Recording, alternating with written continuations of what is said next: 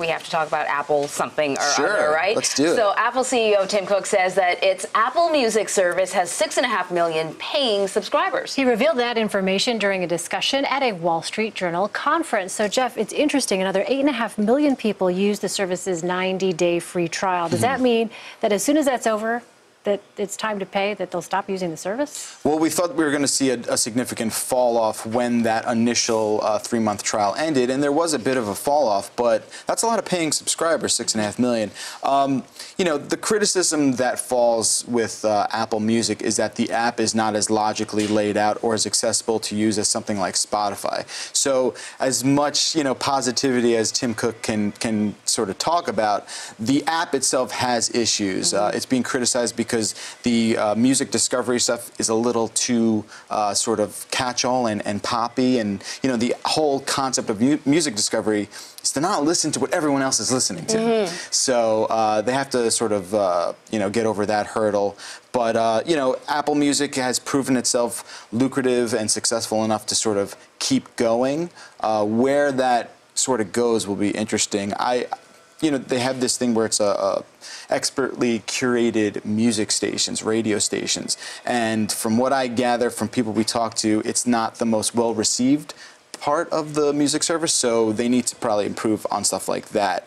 The library is there. Maybe that app could be a little more stable. I've heard a lot of reports that it likes to crash out a bunch, but that's the current state of affair for Apple Music. You know, I think when I heard about Apple Music, I thought, geez, you know, there's Spotify, there's Pandora, there's all this other stuff.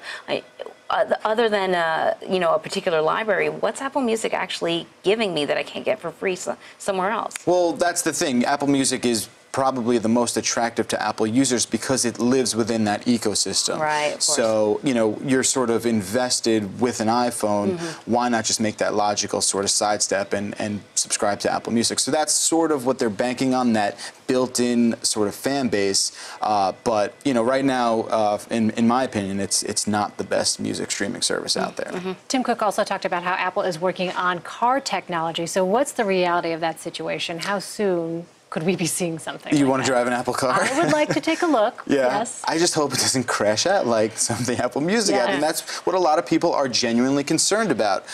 My new iOS 9 update crashed my iPad, right? Well, I don't want my car to have that problem. Right. I think where Apple's car ambitions lie is much more based in software.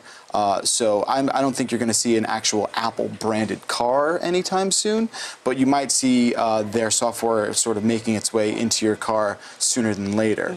You know, it's interesting to see where they, you know, Tim Cook's very vague. He's not being transparent that much about what Apple's involvement in automobile technology is. He constantly says, oh, it's a big opportunity. We're slated for a gigantic automobile revolution. Well, yeah, we know that, but where's Apple going to live in that landscape? It's still sort of up in the air. All right. For the record, I still like to drive. I would take it around the block for a test drive, for sure. Maybe. Jeff Bakalar, thank you so much. Thanks.